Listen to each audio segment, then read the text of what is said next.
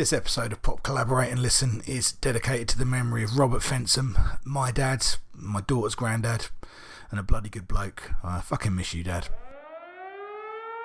Warning, this podcast was produced by two men who still think that swearing is both big and clever. As a result, it contains quite a lot of it. Therefore, this podcast is not suitable for children, unless they're really fucking cool children.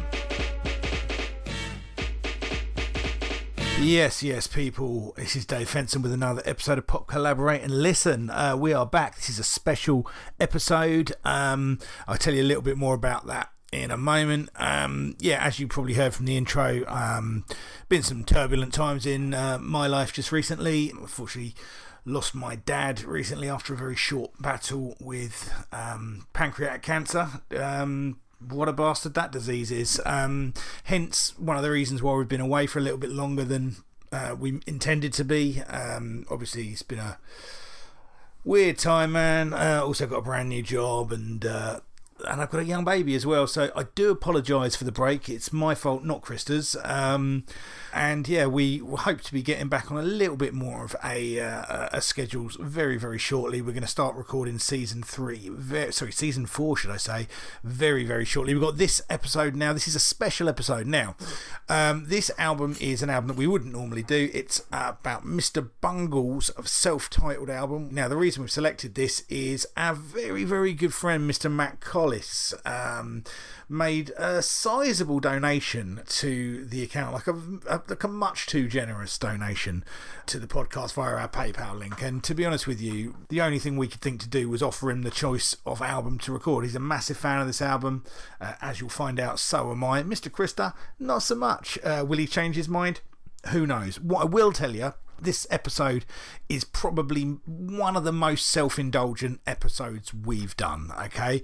There's a lot of me singing along. There's a lot of Krista saying some similar things throughout the way.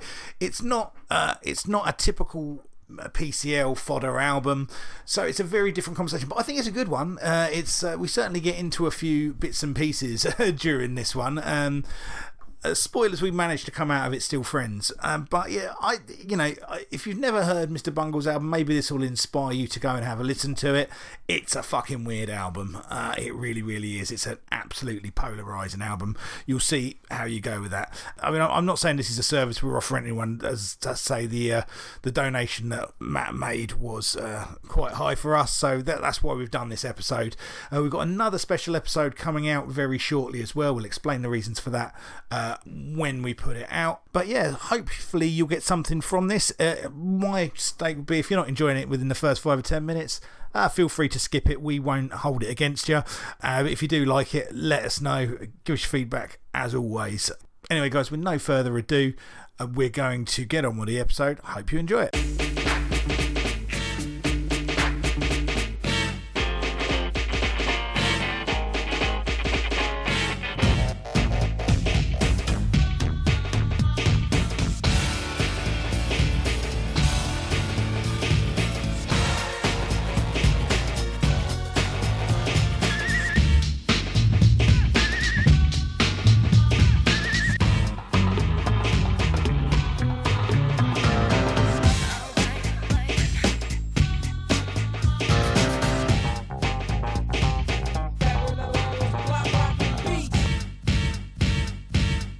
Yes, people, it's Dave Fensom here with another bonus episode of Pop Collaborate and Listen. As always, I am joined by my good friend, Mr. Krista Greer. Hey, everyone. How you doing? And this week we are going to be talking about Mr. Bungle's self-titled debut album, all the way back to 1991.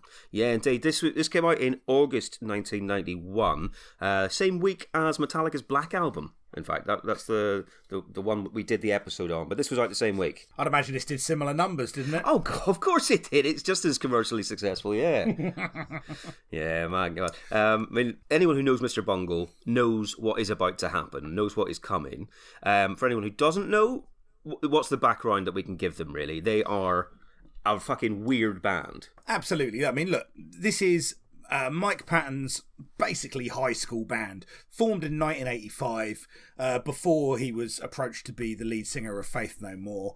A band that, kind of put out heavy, unusual records. They had, by the time this came out, I think they had 4 demos available. Right. And so obviously off the back of the record deal with Faith No More, they got a deal to put this kind of full record out. I mean, if you've ever watched the Epic video, I think it's the Epic video, he's wearing a t-shirt that says "A Tractor in My Balls." It's a Mr. Bungle t-shirt. Right, sure. It could be the Fall Into Pieces video. Okay, anyway, it's one of the videos off of The Real Thing. But yeah, so this is the album they put out, and it's certainly one that divided opinion when it dropped. Let's put it that way. Sure, and you do have to wonder, what was in the back of Warner's minds whenever they signed the band and agreed to release this? Because, yes, they did it because Mike Patton was in a successful band, and therefore they were like, okay, you've got potential, you've got a fan base. Yeah, of course we'll do your side project. And then they're handed this album. They must have taken a step back and had a word with each other going, have we made a big mistake? Or, is this actually brilliant? The band were not unaware of that. There's a lyric somewhere in the album that directly references that. But look, just to give you some picture, if you're here and you come into this podcast because you like listening to us talk about pop records, this is a slightly different thing. This is in no way a pop record. This is the opposite of a pop record. So, I'm going to say that straight out. If I was talking about this like a pop record, like I do with a lot of the records that we cover, I would be saying this is a failure of a pop record. Of course. But this isn't a pop record. In terms of when you first heard this, was it back in, straight away 91 or a couple of years later? Where were you on this? I heard this album in 1992, so okay. I went to sixth form college, was a big Faith No More fan. Obviously, Angel Dust came out whilst we were there, and some of my mates had already got a hold of Mr. Bungle. They were already all over it. Right. And so, I had second generation copied tape, and I played this album to death. You did? Okay, right, okay. No secrets going into this. I am a massive fan of this record. This record changed the way I listen to music in a lot of ways. Okay. I am an enormous fan of this record. Fine. It's you we're going to have the issue with, Mr. Griff. Well, indeed. And my background on this album and Mr. Bungle in general, right? Mr. Bungle in general, every time someone has said to me, you should try listening to Mr. Bungle, you'd probably like this song. And they play me a song, and I'd go, this is awful. This is obviously awful. I don't understand why you think I would like this or anybody could like this. And so in my head, Mr. Bungle are just dreadful. I have never heard this album before we've done this podcast. And so this is the first time I've ever gone into it and listened to the whole thing. But I'm coming from zero on liking anything Bungle related. And I also do like Faith No More. So it's not like I couldn't possibly like it. There might be potential, but this is a very different band. Oh, yeah, no, I mean, that's the first thing, If the thing that people got into initially was Mike Patton's voice, there is lots of Mike Patton's voice on this record, okay? But this, this Mr. Bungle has got a lot more in common with other projects like Phantomas than for the most part it has Mr. Bungle. I think there are some quite Faith No More moments in this Mr. Bungle album, which we'll get to and we'll talk about. But this is an album very much of moments. If you're looking for 4-minute cohesive pop songs, you are not going to find them here. The closest Mr. Bungle get is the third album, California, which I think is their masterpiece, which is where they toned down quite a lot of the weirdness and wrote some more straightforward songs. Right. Although they're still not as straightforward. There's still a lot of kind of odd ideas and interesting bits and pieces in there. It's still an album full of their character, but that's the album. That's the kind of, obviously, I guess if you were going to damn it with faint praise, you'd say it's the more grown up album. Okay, I see what you mean. But this is, this is an incredibly puerile record in lots of ways. Right, yeah. And I guess some of that is going to be because, like you say, they were a high school band, so they were starting to write these songs and fuck about with the initial ideas when they were probably, 16. They were, obnoxious kids. And so some of that definitely carries through. It's not the clean-cut, MTV-friendly rock of Faith No More. It is some kids pissing about. but very talented kids. I would disagree that Faith No More is. I'd say, you know, maybe some of those songs on The Real Thing were that way to a degree, but Faith No More have always had a pretty fucking big edge to them, you know. Cookie for Caca. You're cetera, right. et cetera. You are right. But I guess I'm thinking singles wise, the ones that would have been played on MTV were a bit bigger, slicker hits. This is nothing like that whatsoever. No. This is a record that has been made quite clearly with the idea of not compromising at all at the heart of it. And that, I think, is admirable. They stuck to their guns. They didn't do anything they didn't want to do. Fair play. And it's got that adolescent edge of young men who perhaps have not experienced lots of fucking nasty things, who can be obsessed with dark shit in their lives, who can be obsessed with that fucking dark edge of David Lynch films. You know, there's a lot of, obviously, Blue Velvet throughout this. The dark edge of horror. Everything is kind of twisted out to its, you know, most fucking obscene and most unpleasant, you know, in that way that, you know, I relate to from, you know, loving horror films as a younger kid and liking the gore and looking for all of that shit. And, you know, just kind of putting that kind of untempered world view on before you've actually experienced some real nasty shit, which kind of slightly tempers your edge and desire for it. Yeah. In your entertainment. Not a record that has been designed to pander to anyone's tastes. No. It's a muddy sounding record. I mean, for 1991 with a major, with a major label money behind it, and the fact that John Zorn produced it, I would still expect this record to sound sonically better than it does. I see. All right. Okay. All right. So you've listened to this loads. You're very familiar with it. My first time ever. I've listened to this probably 6 or 7 times for this. A couple of times in the background, as much as it can be, and then a couple of times proper going through. Yeah, and I think that in and of itself is going to colour this conversation to a degree as well, because, I know every kind of twist and turn of this record instinctively now, and I read like Mike Portnoy, for example, like the old drummer from Dream Theater, whatever band he's in now, he puts this in one of his, kind of top 10 prog records of all time. Wow, okay. And he's like, I know every weird twist and turn of this record. And it's very much that kind of record. You kind of almost have to, absorb it and understand where it's going. And until you kind of can anticipate it a little bit, it doesn't really open up its full riches to you, because it's very difficult to do the song by song for this, I think, in the way that we normally do, because it's kind of not necessarily a collection of songs as it's a complete album of fucking nonsense. It certainly is. It certainly is that. Yes, glorious nonsense. All right, well, let's look at this album cover first, shall we? Have you got one in front of you? You say you got the CD? I've got a CD. I've got a picture disc as well, but the picture disc doesn't have the album cover. And I haven't actually picked up the CD in front of me, actually. But I have got the artwork on my computer in front of me. That'll do. Right, yeah, bit strange. I mean, it's the perfect album cover, really, for this. It's a really horrible looking clown. Yes, yes, absolutely. It is. And there are going to be kind of circus and carnival undertones throughout most of this album. A lot of that happening. So that's important, to the overall feel of this record. Yeah.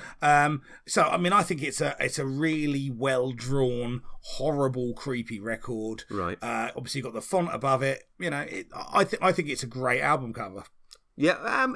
It definitely kind of looks unsettling. It looks like a picture you'd see of a clown in a documentary about serial killers. So kind of John Wayne Gacy kind of esque. Weird, drunken, scary clown.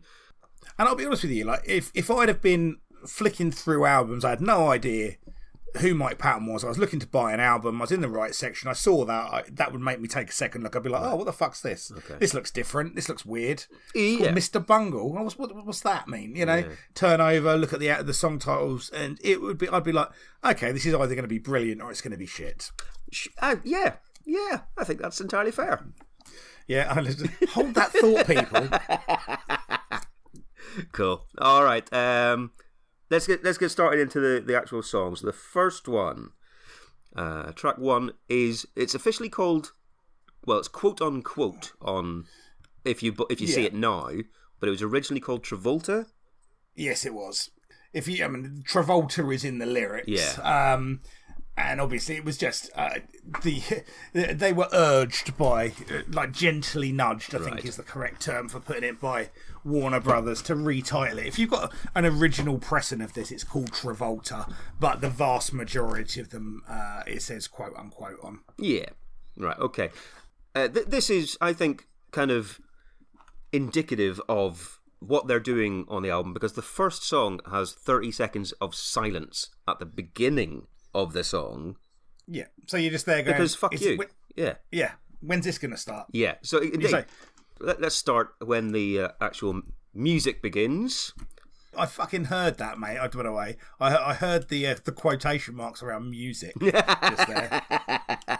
It's all in the inflections, mate. Yeah. Come on. Right, okay. Big guitar intro. Yeah, heavy chords. Yeah. And here's the pounding rhythm. Dun dun dun dun dun dun dun dun dun dun dun dun dun dun dun dun dun. You are loving this. Oh, and what's happened here? Weird carnival vibe. Everything's slightly off squint. Yeah. It feels really unnerving, doesn't it? It definitely is. It is. It's off kilter and designed to make you feel a bit what? Yeah. Okay, and if you listen to these lyrics, Patton's taking the, like the role of the carnival barker. I mean, look, pause a second. Oh, right.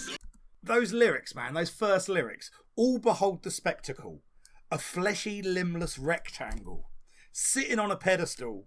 So nasal, handy capable. Now, like, that kind of almost tells you what you're getting in the first bit. It's like, these are unpleasant images. Yeah. They are not designed for the PC crowd. They're deliberately unpleasant, deliberately antagonistic. Yeah. But there's a fucking humour to it, It's an unpleasant humour, but there's a humour to it. It is. There is a humour. I mean, they obviously find this shit very, very funny. They think they are hilarious making these songs. I don't necessarily share their sense of humour on this one, because I'm 46 now, and if I was 16 listening to this, it's very possible I'd have a different take. Exactly. It is very much, it's them being as grotesque as they possibly can. Yeah. And I could take a step back and go, this is needlessly offensive. What is the point in this? But I heard it when I was 16. I heard it when I was 17, and I thought this was glorious. Right. Man. Okay.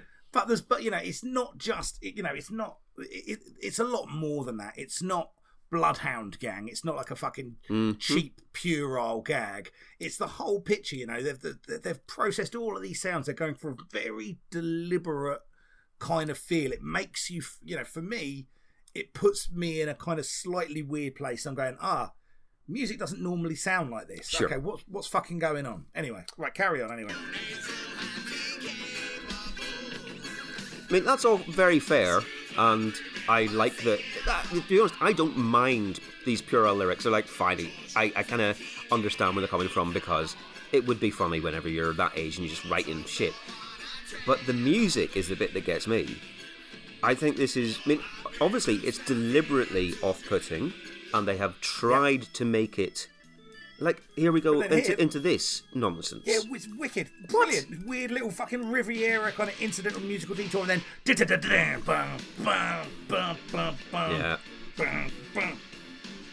Yeah. Because the thing you can't say, you can't go...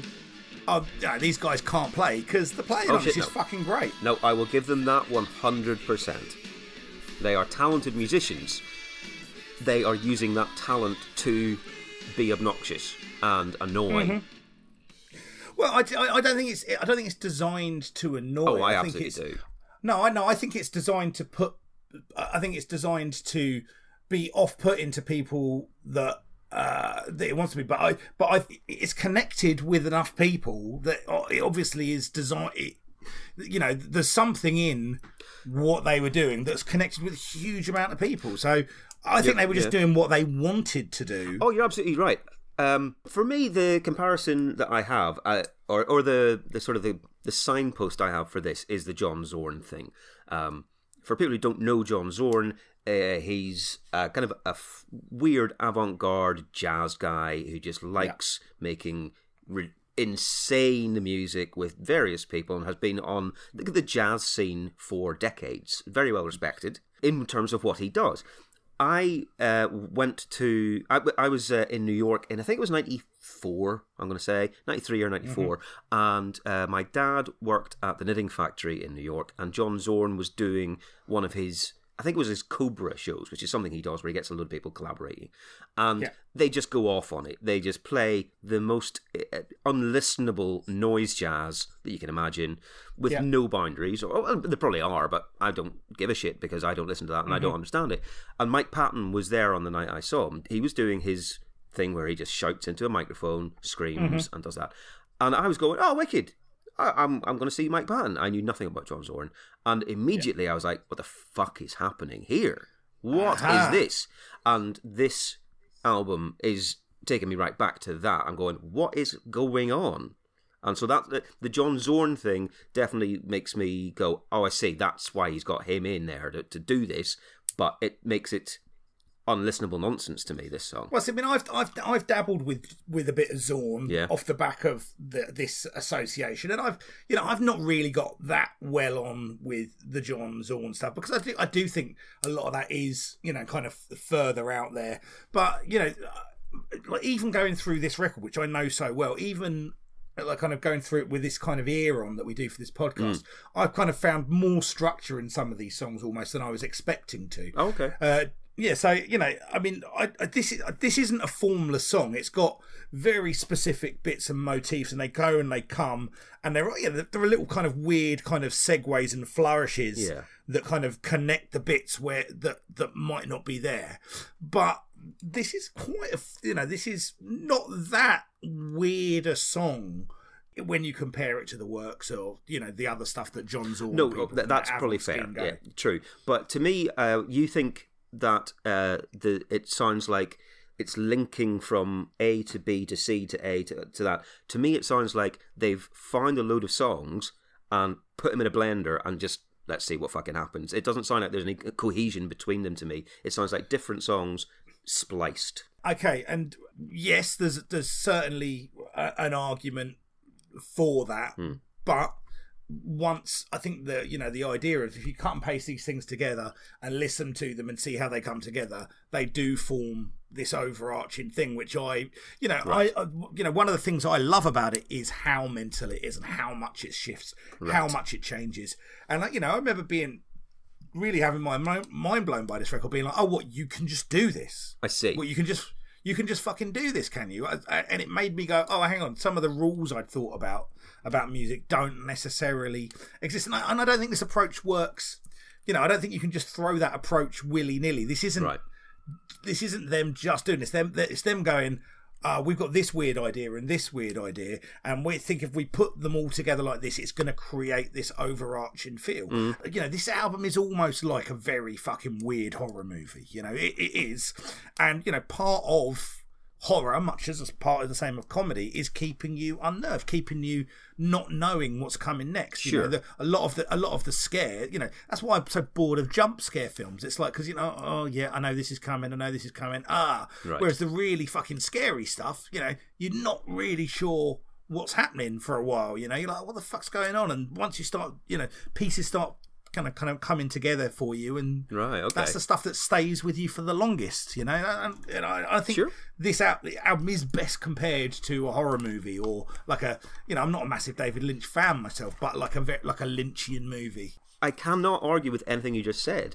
The only issue I have, and the difference that we have, is that, and maybe it's because of this album partly, is that you are willing to give more weird shit a pass and enjoy it than I am. I fucking like being able to hum a song, whereas you are more definitely okay with, well, this is just mental. But the thing is, when I listen to this song, though, I mean, this album, because I know it twist and turn, I can sing along to this album all day. And this if I saw this live, this would be just as much as a big sing-along album for me as going to see Faith No More. That's fucking so weird. No, a lot of it is just how much you know it. This album's in my DNA, If I was there with some of our mates, we'd just be kind of geeking out on this shit happening, Yeah, no, you're right. But, so, this is a difficult conversation because it's from the point of view of, I know this album as well as I know Appetite for Destruction. I know this album as well as I've listened, more so than most things. It is,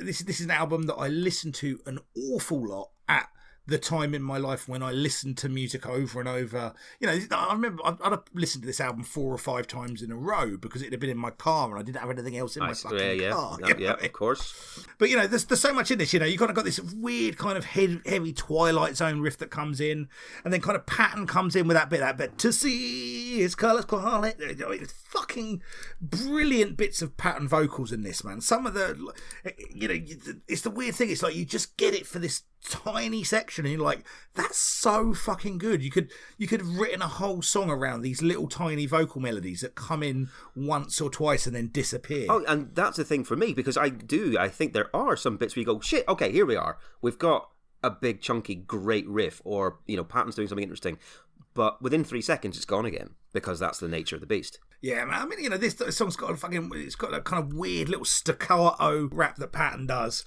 With his mouth so shut, he still shakes his butt. And because he's Hitler and Swayze and Trump and Travolta. Brilliant! What a brilliant lyric. Very, very strange. Very strange. This is what, a 7-minute song, but first 30 seconds are silence. Last 30 seconds are the sounds of a train. Yeah, that was a real recording, I think, of 3 of the members of the band jumping a train and just recording it on a tape recorder. Yeah, well, entirely unnecessary. A load of weird John Zorn jazz nonsense. Oh yeah, there's like saxophone squeals all over the place. Yeah, exactly. There's all of that shit. Okay, so that's the first track. Okay, I mean, we could sum up and see where we are with it, but I don't think we need to, do we? Yeah, but going into this was exactly what I assumed Mr. Bungle was going to be like. I went, yeah, this sounds about right. This might have been one of the ones that someone's played me before. I have no fucking idea. Yeah. No, this did not make me change my mind instantly. We've got a long conversation ahead of us, haven't we? Okay, right. So track number 2. Okay. This is Slowly Growing Deaf.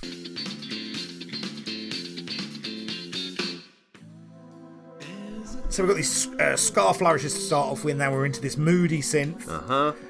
And we've got kind of very croony Mike Patton. And we haven't heard croony Mike Patton before because he doesn't do any of this on the first Faith No More album. Oh, okay, that's very true, actually. No, he didn't. So this is the first example. Okay. So I was blown away that he could do this when I first heard it. I was like, wow, this guy can really fucking sing.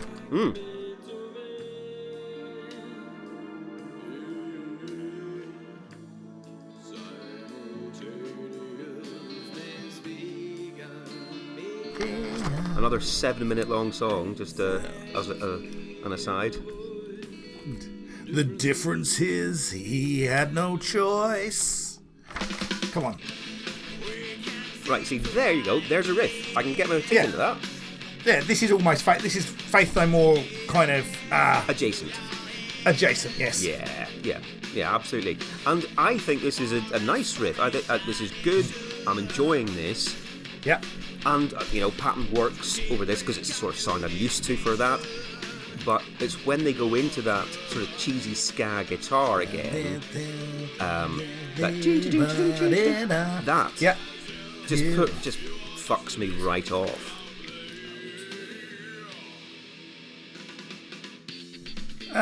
See, again. Oh God! Ding doo doo doo doo doo doo ding ding ding. That's a horrible sound, I think. And here we go into the surf rock. Yeah, exactly. Okay, we'll just as many genres as we can fit in. The vocal. That vocal's fucking lovely. And I'm going to chip tune in a minute. Yeah. Ding, ding, ding.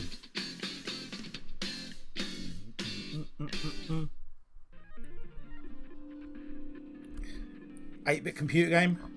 Absolute nonsense. And then...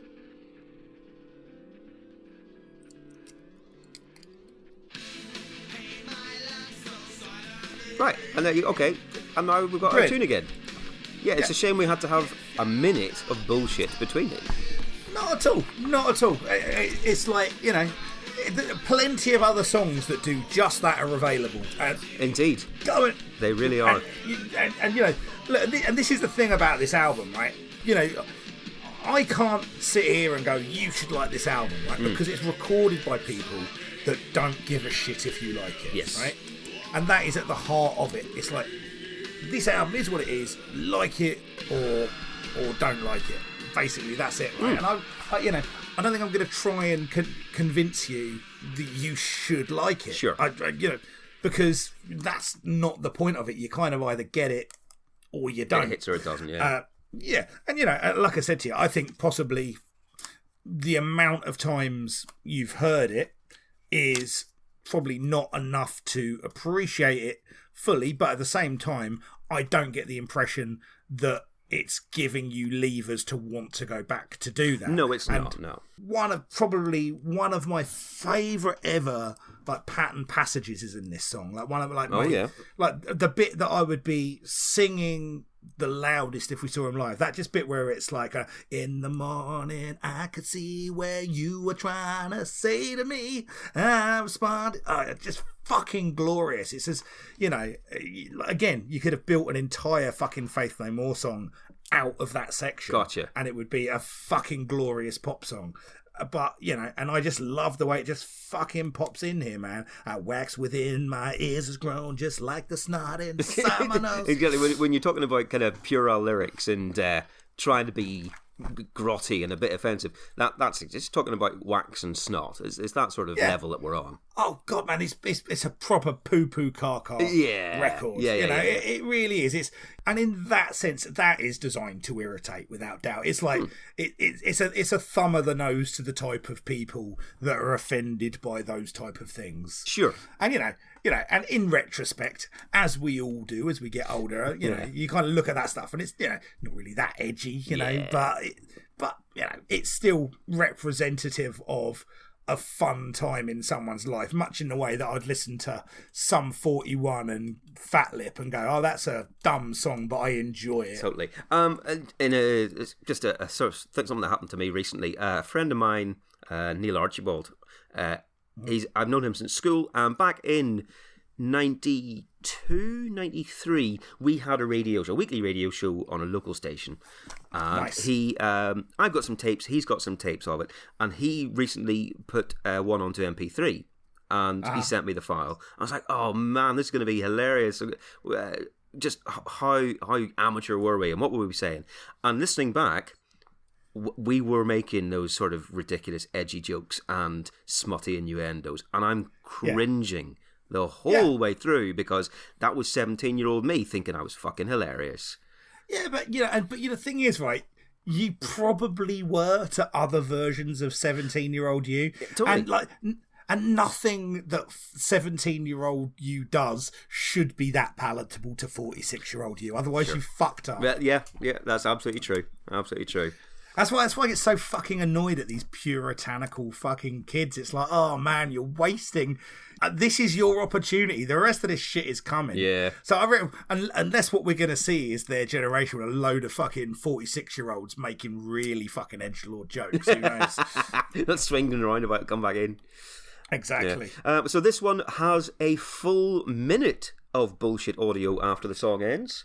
Again, you're talking about fucking pure old shit, man. I mean, most of it is just someone shitting. Yeah, it's someone having a shit and kind of cut up words and nonsense for a minute. Yeah, I mean, absolute minute. And again, I remember being 17 and thinking that was fucking hilarious. Yeah. And now I'm like, I could probably do with slightly less of this, but at the same time, I'm all right with it. I'm like, you know, it's. So, and then this one, obviously, because like we say, like the ends of the songs are kind of almost like the intros to the next song. Yeah, so that's kind of the pooing and whatever is kind of the intro to Squeeze Me Macaroni, which is track 3. Right. Okay. So let's get into this one. It's a bit Primus. Yeah, this is the fast delivered funk metal, really, isn't it? You know? Yeah, the most obvious along those lines. Don't forget, we're deep in the middle of funk metal territory at the minute. Yeah. Paddy whack, do I give your dog a boner, baby? Yeah. Brilliant. Knick knack, paddy whack. All the lyrics to this songs are terrible sexual innuendo based around foodstuffs and food marketing slogans and characters. But with these terrible horns and again, just unlistenable jazz bass going on. See, I enjoy those horns a great deal. Oh no, really? Yeah, my God. My ass with a bit of bean and a bit of gas. The stream and I live out jeans. Refried beans. Not to be fired with a big motherfucker like a chicken nugget. There we go. So, unfortunately, a lot of this whole podcast could just be me singing along to this record. This is definitely one of the ones that is most obviously written by 16-year-old boys. Yeah. Knack, paddy, whack. I give you a dog a boner, baby. Yeah.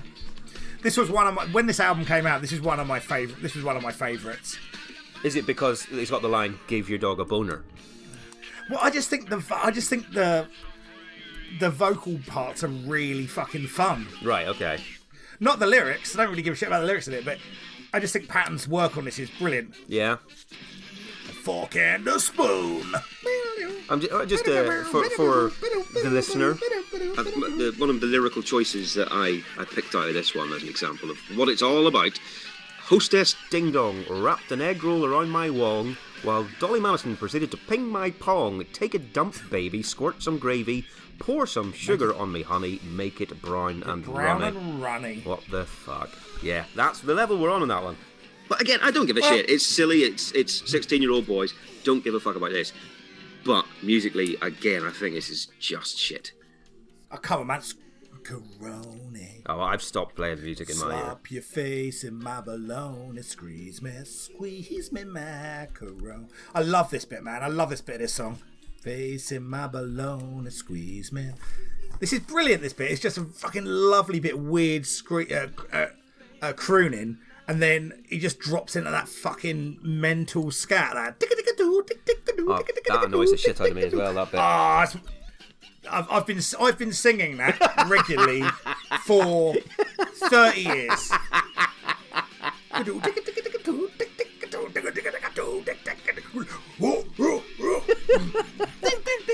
It sounds like somebody having a Tourette's breakdown. Oh, well, that's very politically incorrect of you, Krista. Yeah. Well, hey, it's this album. Blame it on this album. Bring out the worst of me. Mate. They were very young. Yeah, true.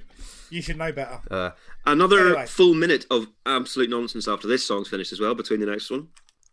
Yeah, absolutely. Yeah. Not defending it. It's a choice. Sure. All of that nonsense goes straight into the next song, which is Carousel. A bit more ska guitar. Yeah, this is kind of ska via madness rather than ska via no doubt. Right, sure. And there's some horns. Mm-hmm. As far as I remember, I think there's 2 saxophonists on this album, apart from John Zorn, who occasionally comes in as well. So they really are going full on in the horn section. And realistically, this is so far one of the more straightforward songs. Yep. So far. Take a meal by the Ferris wheel. Yeah, well, this is it. And here's that lyric. Will Warner Brothers put our record on the shelf? They know what they're doing. Right, sure, yeah. And they are leaning heavily into the fairground thing in this song as well. Oh, for sure. At about 3 minutes in, it just goes full Wurlitzer. Yep. And this shit, though. What? No, I'm not having this. I love this. And this chorus, man. Behind the show, I ride my carousel. Victimize myself. This is my favourite chorus on this record, I think. Okay. Chorus-wise, it's okay. I don't really like the ska bit in the background, but when it gets into this heavier section, sure. And see, now you've said madness, It definitely. Yeah. I can see the bits that sound like that in this. Oh yeah, this one sounds really like madness in a lot of places. Metahuman bit. There's a bit later on where just after a very strange breakdown, it comes back in and it sounds a bit like the Batman theme to me. Oh, okay. Point that out to me. Twangy guitar. This. But this song sounds to me like being lost in a nightmarish carnival. Okay, yeah. This is what the Insane Clown Posse think they sound like. Oh God! There we go, a surf rock guitar. That's the bit that sounds like Batman to me. Yeah, exactly. Yeah, very much that kind of psychedelic surf rocky kind of. Yeah. And Patton is just on one here.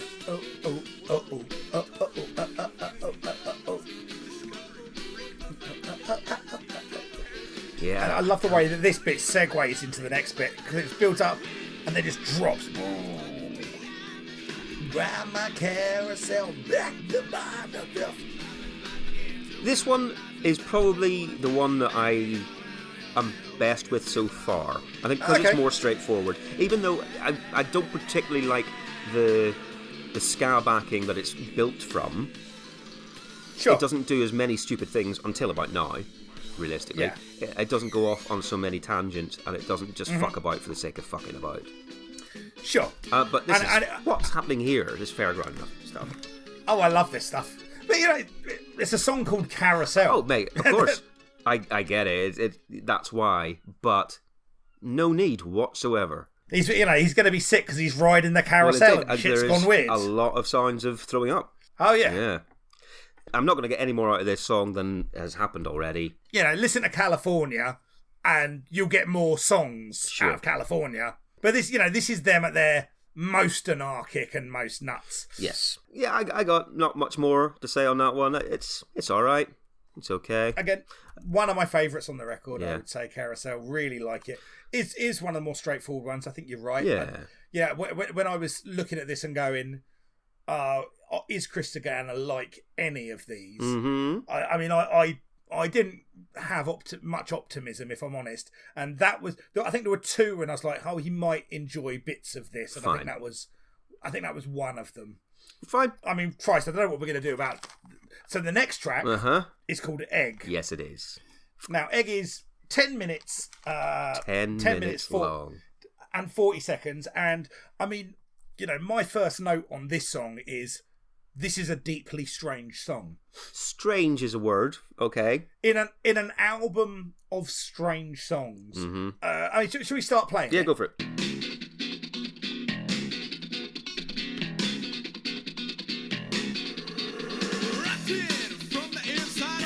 Okay, so I just think that reverse reverb on the song, and here we go.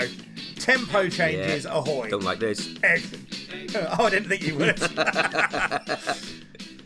Now, this song to me, more than anything, it's like, oh, they are really, really fucking with you now. Oh, this is exactly why I think they have done this on purpose to be twats and to annoy you as much as possible, by making something that is patently awful. I have a different conclusion. See, I really enjoy it. It's all over the place. Yeah. It's got a feeling of it being out of control, It feels like a breakdown, right? Mm-hmm. Just like kind of gloriously demented. And then it's just full of fucking really weird lyrics that all fall back on this egg analogy. Mm-hmm. I can't seem to differentiate between the yellow love and the white sex I take. I just want to fertilise you. What a fucking ridiculous lyric. Yeah. They are absolutely fucking with you. There's no defending this song or not defending this song. They've just gone, right, we're going to make a load of fucking weird noises and tempo changes and create this menacing, terrifying kind of soundscape that's going to make you feel like you're fucking trapped in a whitey almost. Yeah.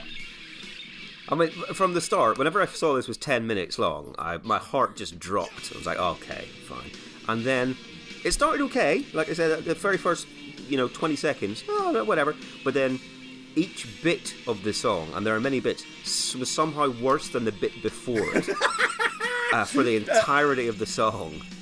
Agree to disagree. I mean, like this bit that's playing at the minute, this Morricone-esque kind of terrifying soundscape that's at the minute. This bit's fucking brilliant. Nah. And then we drop out into that riff. Dun, dun, dun, dun, dun, dun, dun, dun, boom. Oh yeah. And then right. Now, I'm not gonna lie. Right, Egg is not one of my. It's not one of my favourite tracks on the album. Okay. Right? But if you ask me, would I take it out? Absolutely not. I wouldn't. I would not change a note on this album, on this record, for fear of turning it into something even slightly different. Because I just love this. You know, I don't listen to this record as a track. I listen to all of it in one go, from the first 30 seconds of Dead Air on Quote Unquote to the fucking final odd noise on fucking Dead Goon. I love this as a complete work of art. Are you okay with there being like 2.5 minutes or so of just Mike Patton going, "There's no place like home," in different voices? That's fun. I absolutely am. Yeah, it makes me laugh. It makes me laugh. Terrible. So awful. I whenever I was listening to this on one of my listens through, I was just like looking around in despair at what was happening. I know it was my phone was right beside the laptop, and I was for some reason my head just went. Obviously, you know, Google listens to everything on your phone. What the hell ads am I gonna get from whatever it's picking up? It's going, oh, Christian's listening to something that sounds like a breakdown. What can I recommend? And I'm just expecting to get Samaritans ads coming up on my timeline now and shit like this. This is jeez, you're such a young conservative. If only I were young. It's honestly, mate, you're letting yourself down here. And then 3 minutes at the end of the song, which are just some occasional background noises, a little bit of talking in the distance, because again, just fuck you, absolutely fuck you from Bungle. Yep. Yeah, and the difference is whether that's a good or a bad thing, and I don't necessarily think it's a bad thing. You know, you go fuck you, and you make the decision whether I'm going to listen to it or not. And you know, there's so much music out there that is like that, and I'm like, oh, I'm not on board with this. But I'm like, you know, well, you know, I mean, I went to see Aphex Twin do like the most fucking oblique set ever, right? And I left it going, oh, I paid you money and I didn't enjoy that at all. Sure, but you know what? It's your thing. You can do what you want. I just won't support it in the future. Whereas with this, I went, you said fuck you to me. And I went, oh, actually, I fucking quite like this. Tread on my balls again, Mr. Bungle. I'm loving it. You're like an abuse victim going, oh, do it again, though. Just do it again. See, but you got to understand, you're coming from the perspective that you think when I hear this, I just hear the same thing that you don't. I don't. I hear a really cohesive album because I know it's so well. Weird. Yeah. There you go. So weird. In terms of just, because obviously, you know, you were saying that you have such a different view of this. I know that we got some Twitter feedback, didn't we, of other people's views of this. What were other people saying? Because you said to me initially, I bet you Twitter's going to have my back. Twitter's going to be on your side. Yeah. So what have people said? A bit of a split bag, as you would expect, I think, here, right? So we got David Burgess, 73. He's with you. He's like, I'm with Krista on this one. Sorry, Dave. I really look forward to hearing the argument and open to an attempt to persuade me that I'm wrong.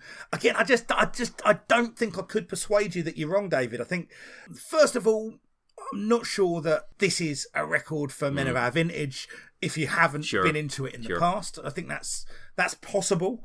I think there needs to be a bit of connecting with it when you're at the right age for it. Mike Collins, long-time listener, being a huge Faith No More fan, instant purchase for me. Heard about the demos, couldn't wait to get my hands on the album. Also sent off for this t-shirt, which I sadly no longer have, which is the Tractor in My Balls t-shirt. Andy B, Venetian Gambler, couldn't ever get past the name. Couple that with the well-documented poo-based shapes of pattern, I relatively quickly decided Mr. Bungle weren't for me. Fair enough, okay, yeah. Fair enough. Mr. Disorder Lee, I was an at the time, didn't think it was melodic enough. Now I like it. One of a few lockdown gigs for me was Mr. Bungle on Halloween. Like Olives, they've become an acquired taste. Okay, right. So that's interesting because she started off not being so much of a fan, but gradually grew to like it. Yeah. It wasn't instant for her, but it came with time. Okay. Exactly. Now, Stephen Hill from a Riot Act podcast, brilliantly mental record, but if I'm being honest, I prefer them when they get to California and they can prove they can write songs. I'm with you. California is my favourite record, but this is the one that had the most impact. Right. Still, when I first heard it back in the 90s, my little Offspring-loving brain nearly imploded in on itself, which I consider to be a good thing. Very similar experience to the one I had. Gotcha. You know, it was like, kind of the next, like, whereas I was going from Faith No More into heavier bands like Pantera, and I was like, oh wow, that's how heavy stuff could be. Hearing Mr. Bungle, it's like, oh, this is how weird shit can be, Bearing in mind, I was already a Primus fan, Yeah, true. And it's like, oh wow, this is fucking even weirder than Primus. Well, yes. Yeah. Our friend Sean O'Toole, Vaporboy on Twitter, California is a better album, but I still love this one. It's not an album that loves you back. Nonsense lyrics, mocking style shifts, overlong interludes, but the sheer mania is intoxicating. It's consistently inconsistent, playful and threatening, garish and dark, puerile and knowing. They capture the essence of the killer clown perfectly. There's a song about porn. What's not to like, Krista? is what he says. That's what he says, right? And our good friend Neil, he said, the 3 most important cultural turning points in my life, which went on to influence my sensibilities, tastes, sense of humour, etc. were: number 1, License to Ill, 1986. Number 2, Evil Dead 2, 1987. Number 3, Mr. Bungle, 1991. Jesus. This album is basically part of my DNA and is partly responsible for the person I am today. Well, I think he can sue them for that if he wants to. Well, look, and the thing is, I kind of don't disagree with that. I if I had to choose between Mr. Bungle and Faith No More for the rest of my life, the pop fan in me would say I'd go for Faith No More. Of course, surely you would. If I could only have this Mr. Bungle album or the real thing for the rest of my life, I'd have this album. Really? Okay. 100%. 100%. Because there's so much in it and it's so fucking rich and it's so full of... I can hear this record fucking 30 years on and still hear something in it that I haven't heard before and still pick up on something and go, oh, that's fucking really nice. How haven't I heard this before? That's a sign of a man shitting in a bucket. How did I miss that for 30 years? Oh, no, I didn't miss the sounds of the man shitting in his bucket. And look, you caveat it with the joyousness of youth versus... there's a reason that George Lucas spent millions of pounds on Star Wars and made them all worse. Do you know what I mean? Like sometimes the shit that you do when you're young and stupid is better. It just is, right? Anyway, most of the time it isn't, but sometimes it is. Fair enough. All right. Oh, well, we're halfway through the album, so should we crack into the second half of it in case there's some fucking uncovered gem that's going to turn me around? I mean, literally, this album will turn you around, but only with the intention of fucking you in the arse. Indeed. Right, so this song's called Stub-a-Dub. It's a song about a dog. It's apparently about the dog, Trace Bruins's dog, isn't it? Who is the guitarist? Also the guitarist on Faith No More's King for a Day album. Right, yeah, he joined them after Big Jim Martin left, is that right? No. Well, yes, essentially, yes. He's also but only for one record, bands, hasn't he? Secret Chiefs 3 and bits and pieces here and there. Is he? Yeah. Is it Secret Chief? I was going to say, was it Phantomus or Tomahawk? No, he's not in Phantomus. No, right. No, he's not in either of those. Okay.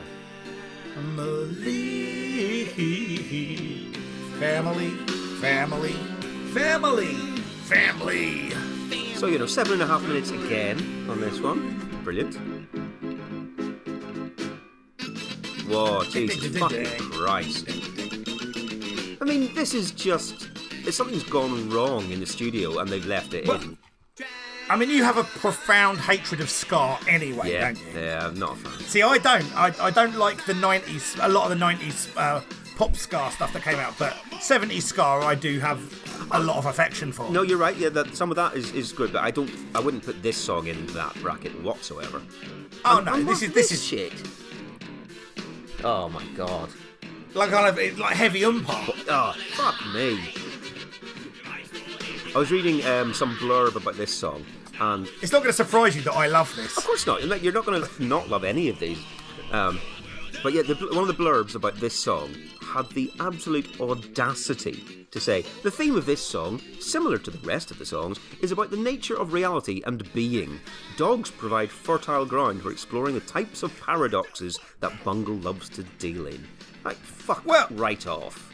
Look, man, I think there is actually some depth to some of this stuff hidden under the scat jokes. Heaps of, literally, in the same way that, in South Park there are often some actually pretty deep points hidden under fucking Cartman calling someone a cunt. Yeah, of course. And I'll throw a stick, bring it back, roll over and die. That fucking bit of lyric there, man. That fucking dog Rastafari. Do you know? I love that. So fucking nicely delivered. And this is big. It's like ding, ding, ding, ding, ding, ding, ding, ding, ding, ding, ding, ding. Ugh. Oh, I've turned the song off in my headphones. Ding, ding, ding. Oh man. This song finds like 20 different ways to be awful. You meant about me when you pee, and tell me that you think you're gonna grow into a human being. Brilliant. Awful. Nah, this is one of my favourites on this record. I love it so much. And then there's a 45-second outro with just somebody crying on it. Because standard. But the amount this song fucking swells and rises, man. There is a fucking absolute journeying through themes on this song that you're not hearing, man. This song is fucking glorious. It's like just a fucking wave ebbing and flowing just around this fucking stupid ass fucking idea. But there is there is a conceit in the lyric. It's kind of imagining the way that dogs perceive people. It is what it is. But I think that song's fucking glorious. I'm happy for you, dude. That's just one of the worst things I've ever heard. It's not as bad as Egg for me, but it's pretty close. I mean, look, Patton is absolutely on fire through that song, man. There's so many fucking glorious vocal flourishes in that. So many great bits of kind of lyricism. So many interesting things that he does with his voice in that song. That even if you listen to it for that alone, that song is it's just worth the price of the album. See, that's not what I get from it. I get him being deliberately obtuse and awkward to make me not want to hear him anymore. No, but that's not what he's doing at all. I don't think that's what he's doing at all. I think they're certainly juxtaposing an element of that, but there are still some really, beautiful bits of music that exist within the manic structure of it. And it's, part of the enjoyment is pulling those out and listening to them and hearing the way, so much of it is about juxtaposition. It's about the intense musicality versus the ridiculous throwaway glib refusal to take yourself seriously while still clearly producing something that hours of kind of thought and rehearsal must have gone into, because you can't, you're a musician, that playing these songs, learning these songs and playing them would be so fucking difficult. The amount of changes, the timing changes, the stuff that you have to adjust to, the meters you have to keep in your head, right? Yeah. So the whole idea that it's like that we're gonna fuck with you here, it's not all about it. It's about they're creating the thing that they want to hear, and if you're prepared to spend the time it takes and absorb that in and kind of understand the language of it, it's ultimately fucking really well rewarding. But at the same time, you can't deny that there is an intent in there to almost discourage people from doing that. So it's a difficult one to argue. I won't argue that you're wrong, right? Sure. Although I fundamentally don't agree with you at all. And I would love to get what you get from it. Like you say, you enjoy picking the bits out and unwrapping it and being challenged and being, scattergun approach with all these different things and enjoying every bit of it. I think to me, it is deliberately making me go, oh, well, fuck you then. Yeah, I won't listen to your nonsense. But see, the thing is, for me, I find this easier to decipher than a lot of really kind of progressive, more instrumental music. And maybe it's just the way that I listen to the music and the way I hear vocals above. Probably the first year or so I was listening to this record, I was probably mainly listening to the vocal in it because that's what had drawn me into it. I wanted to hear another Mike Patton record because I fucking love Mike Patton so much. But you know, over time, it's all of those fucking timing changes. It's all of those kind of jangles. It's all kind of that, you know, like those bits of anticipation. Like when I listen to a Tool record, you know, it's understanding where those time changes come in that I find the most rewarding. Like being able to kind of get my body into the place where I react to that odd time change at the right time. Sure, it's like that on steroids. It's like that, but with extra carnival. That's the time change bit. I don't have so much of a problem with, even though realistically, I wouldn't want all the songs I ever heard from now on to be like that. But I don't have so much of an issue with that. It is the going from here's this genre and here's a completely different genre in a different time signature with totally different instruments right next to it, and then here's something else, because it won't settle into any one thing. That's what my main issue, I think. Of course, and I totally get it. But when I hear these songs now, I don't hear what's different about it. I just hear the next part of this song. Of that song, sure, yeah. Because I know what this song is. This song is these bits. Yeah. And I know, you know, and it's a Frankenstein's monster. It's cut together from fucking the corpses of 1,000 dead songs, right? But that's part of it. There's a kind of reanimator approach to it. It lives in that world. You know, this lives in the same world as Street Trash and fucking Frankenhooker. And all of those fucking, you know, lurid VHS. This is a record born of 80s references. Yeah. Born of being, you know, a late teenager in the late 80s. And them being like that 2 or 3 years older than me, or however many years older. It just had that kind of almost that cool of a big brother. Okay, yeah. You know, your big brother that's into stuff that you don't quite get, and it had that to it. Anyway, I'm on a rant. I'm going to stop. Yeah, let's move on. Let's get to the next one. The track number 7 we're on, I think. Yeah, this is My Ass Is On Fire. Ding, ding, ding, ding, ding, ding, ding. Okay. Uh-huh. Oh. Here we go. Gosh. All right, see, there's a big heavy riff. Yeah. It's a slightly strange time signature going on, but it's a big heavy riff. And that I really like. Wicked. Not so much this bit. And it's about, you know, it's this really heavy kind of jarring kind of roar. Mm-hmm. And I mean, at this point you must be going, okay, what's coming next? What's it going to be next? Well, what I'm thinking is, how's this going to fuck it up for me? Because this is so far all right. I'm going, what are they going to do? Brilliant. Straight into that fucking heavy expectant porno funk. Sounds like, you know, if you want a Faith No More reference, Strip Search. Okay, that fits. I'm not so much of a fan of the horns again in there. I just think it adds a bit of drama. This fucking pattern vocal is fucking brilliant. I hear a little bit of sand dance coming in here, and you're going, oh, that's a little bit of foreshadowing, perhaps. All right. And then this chorus, man. Oh, god damn it! It's almost a straightforward chorus. Yeah, that's as big and open a rock guitar.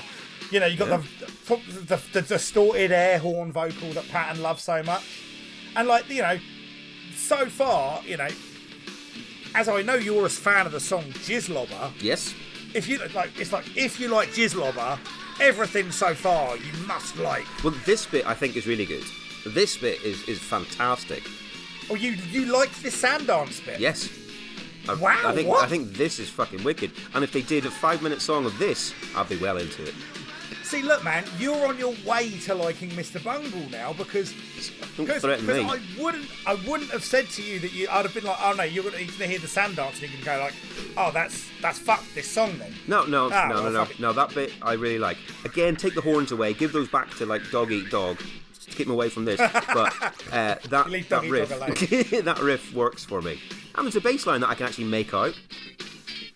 But then it does this again, and I mean, how long is this one? 7.5 minutes, and the last 2 minutes are fucking terrible.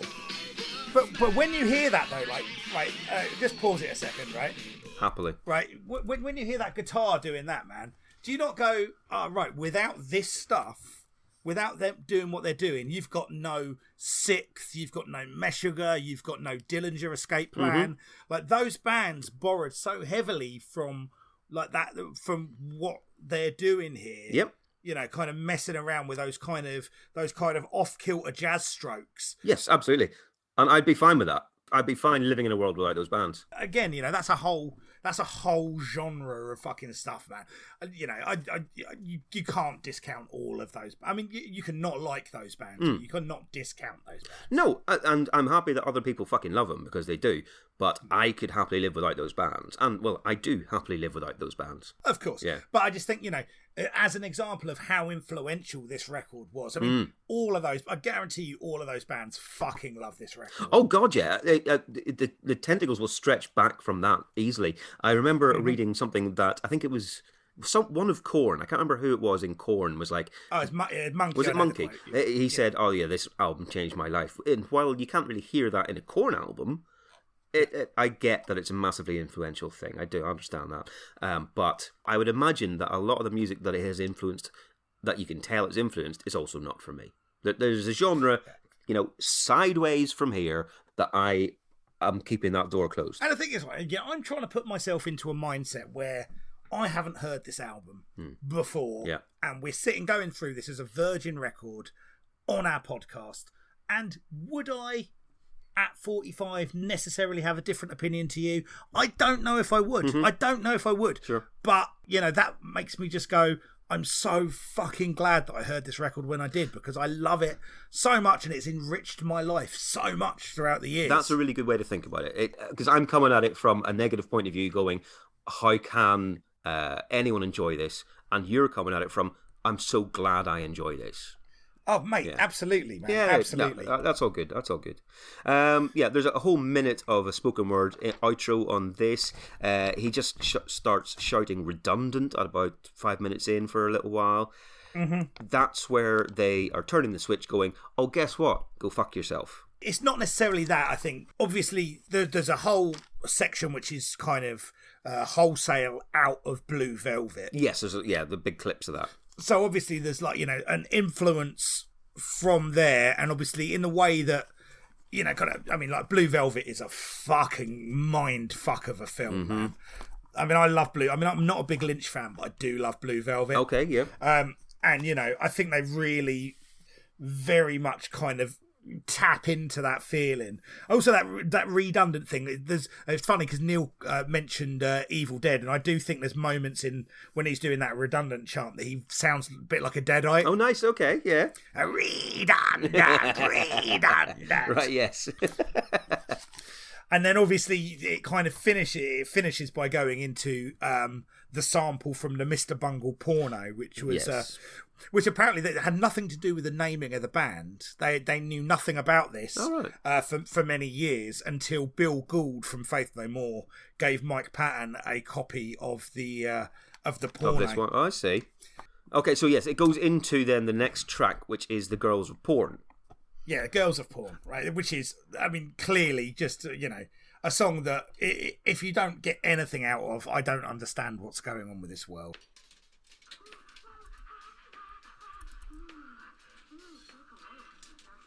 So this is a song well ahead of its time in that it's discussing desensitization from porn. Sure, yeah. Albeit in a very kind of gonzo way. Yes, yeah, it is. It's, again, deliberately saying offensive shit to get a reaction, to make the point. Sex. Okay, so musically, yeah, we're into kind of 70s inspired heavy funk, really, aren't we? Yeah. But with a metal edge to it. But then, what's going on with this? Well, this is like a porno funk, isn't it? No, this is like bad 80s jazz funk. This is porno music. Oh, come on.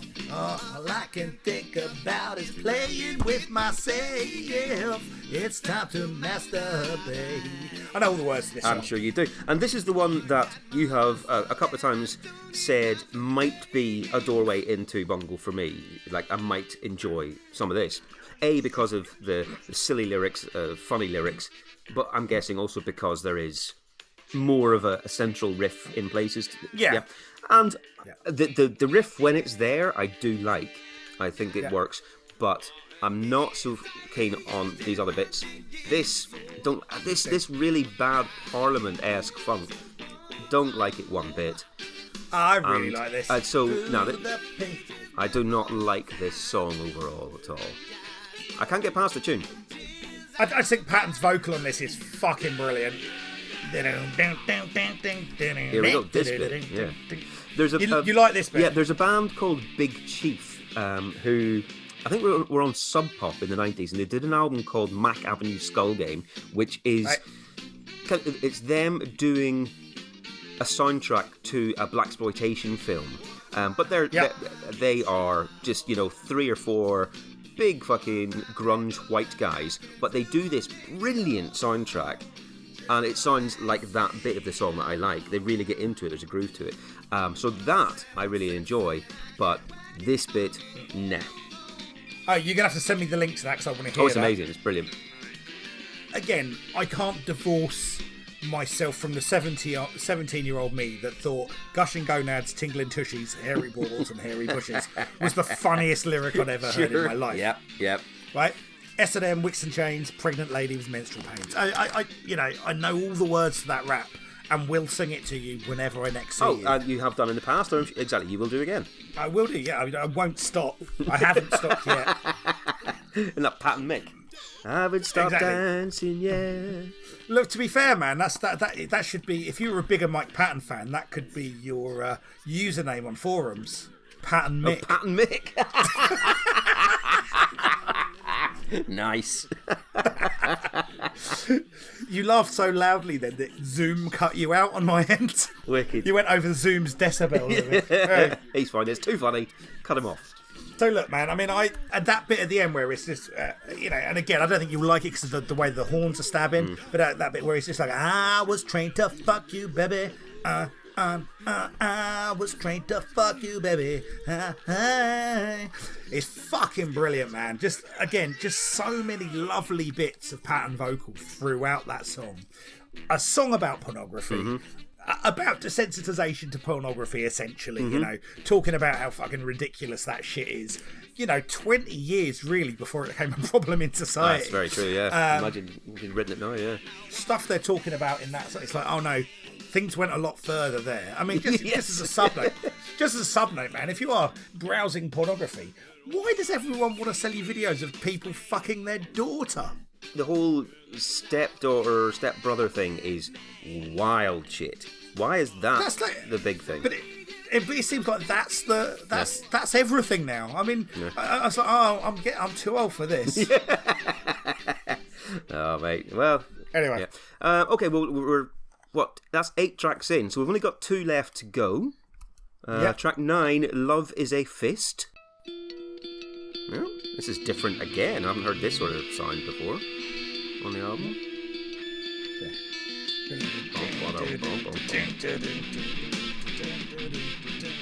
I like this big meaty riff. That's nice. It's going to get a little bit more freeform, I think. A bit jazzy, yeah. Ah, there we go.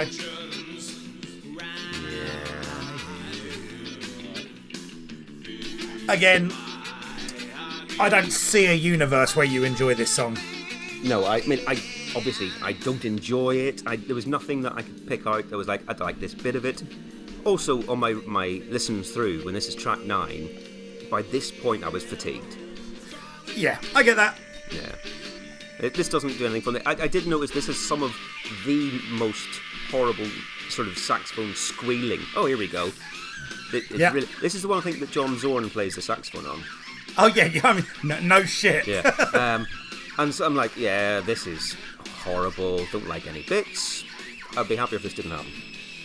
So yeah, for me, Love is a Fist, it's full of drama, it's full of fucking... It's like what Caffeine is to Angel Dust. Okay, yeah, I see the connection there.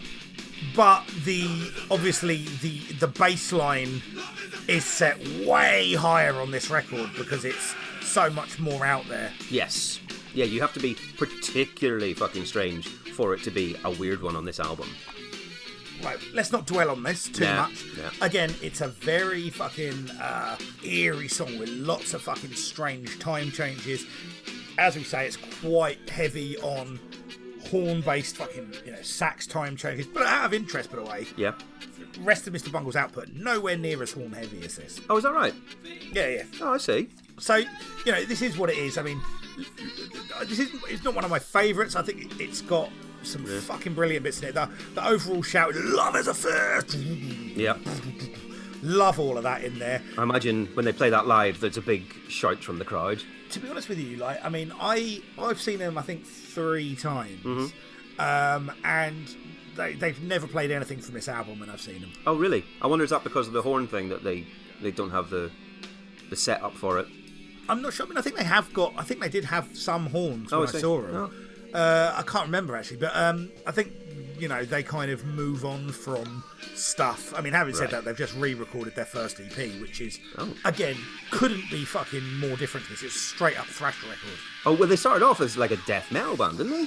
Well, I mean, I think really kind of the heavier side of thrash. I mean, they're all from around the Bay Area, so I suppose that's the home of that shit, man. Very true. So I mean, like with Wrath of the Raging Easter Bunny, which is what they just re-recorded, they've got Scott Ian and Dave Lombardo playing on it as well. Have they? Right. Oh, yeah. Well, there you are. There's definitely ties to that.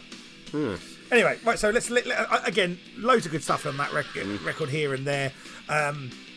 Then there's the sample at the end, which is from the educational video they took the name from. Right. Yes, that's where they got their name. Yeah, exactly. That's where they got their name from. Mm-hmm. And that goes straight into the very, very short final song, 10 minutes and 2 seconds of Dead Goon. Oh, God's sake. Whenever I saw this was a 10-minute closer, I was just like, oh, give me a fucking break. Well, look, I mean, your big 10-minute discounting song, you put it at the end of the album. Oh, true. You couldn't not. And this is very much the final song. This is probably even more disjointed than a lot of the rest of the stuff on here. I mean, it's a song about a strangle wanker who dies. Yes, it is. Yes, it is. And this is, again, for me, this is full of absolutely glorious Mike Patton melodies. Carnival jams mixed with fucking weird breakdowns. There's fucking... kind of metal runs, all with that kind of odd, kind of John Zorn energy attached to it. As I say, the most disjointed, most kind of wandering one, which you would expect as the last track on the record. Sure. I mean, the last 3 minutes of it is just descent into madness, fucking versions of Americana. Again, if you don't like the rest of the album, you're not going to like this. If you've loved the album so far, it's just, it's an extension of what it's got to offer. It's a look into more weirdness of the brain of these guys. I must admit, like I say, I was getting fatigued by track 9, so this comes on and I was just switching off. There was snooker on the TV when I was going through. I was like, all right, fuck it. And because the music was doing so little for me, I just decided to look up some euphemisms for self-asphyxiation. Oh, nice. Yeah, some of my favourites that I made a note of. The strokey chokey, the blue face blast off, a strangle dangle, the chokey pokey, David Carradine's hung fu, and nice. One of my favourites, which doesn't really work so well, but the stinky Saddam. Nice. Yeah. So that's kind of what I spent my time doing. I like the hot citrus finish, which I've just made up. Oh, that's good. I like that. That's all right. But yeah, so that's kind of all I have to offer for this song is some very puerile euphemisms for dying whilst pulling yourself off. Yeah. How about wanking on shoestring? Oh, okay. The 80s detective. Yeah, that's him. Yeah. Yeah. Oh, indeed. So, okay, right. I mean, I can't say I'm surprised by the outcome of this. No.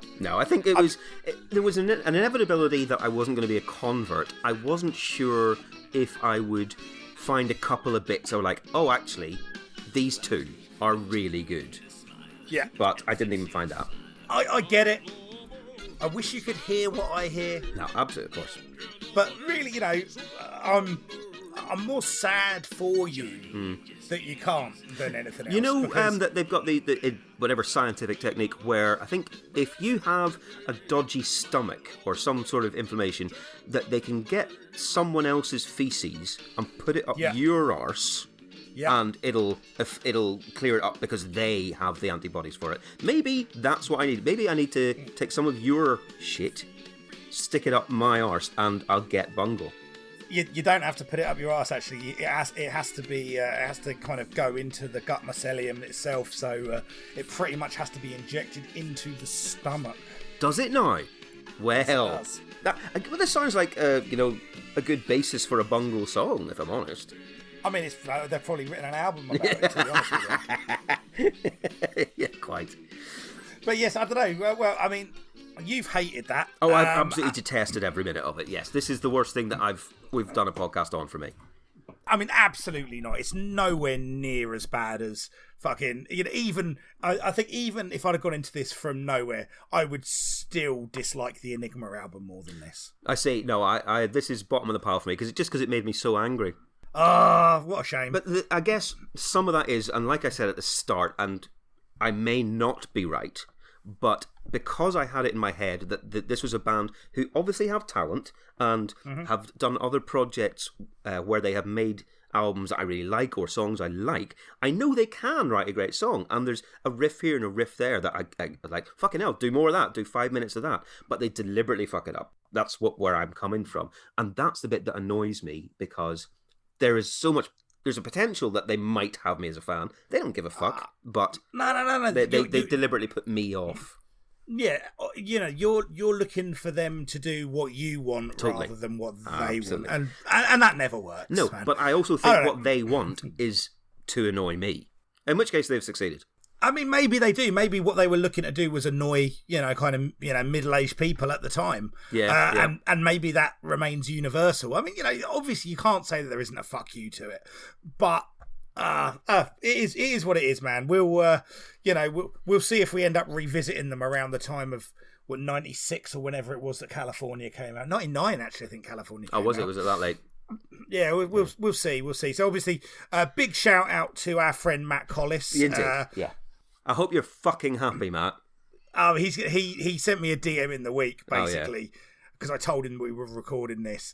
In fact, what did he say? Little fucking prick. Can we not just give him his donation back? And I don't have to... Why would we do that? I've done the hard work now, yeah. Yeah. So, if there's an album that you particularly want to listen to, that you particularly want to hear, for a donation, we can do an episode. Absolutely never again. This backfired so badly. No. Or unless it's one of the Blur albums that we don't have to do, but you want Dave to listen to it. Fuck you, people. Yeah. As I've said before in this podcast, it's not Blur I hate, it's just Damon Albarn. Oh, well, I think he's got a solo album. Surely he must have. We can do that. It won't be a solo album. He'll have gone and fucking saviored some fucking he'll have African a Japanese orchestra, yeah. Fucking arsehole. What did Collis say, anyway? Matt Collis, deadly drummer. I cannot wait for Krista's opinion. I prefer California, but that probably wouldn't be as funny. Oh, so he fucking knew. He didn't. Oh, no, he knew. What a prick. No, he knew you'd fucking hate it. He did this to fuck with you. I've been nothing but nice to you, Collis. Damn it. He owns you. Right. Cool. Okay, well, it's done. Fuck it. Fine. It has. So this has been a special episode. Yes. We've got one more special episode coming out before we get into season 4. Apologies for the slight delay. All right, look, guys, take care. Thank you for joining us as always. Let us know what you think of this episode on all the social medias. And poor Krista, he had to listen to an album he didn't like. Oh, what a bastard. All right, cheers, guys. See you later, guys. Take care. Thank you for checking out this episode of Pop Collaborate and Listen. It was produced and edited by us, for which we can only apologise. We're on Twitter at PCL Podcast, on Instagram also at PCL Podcast, and Facebook.com/PCL Podcast. All of these, plus links to our various Spotify playlists, etc., are on our website, which is pclpodcast.com. Please feel free to get in contact via any of the social media or on pclmusicpodcast@gmail.com.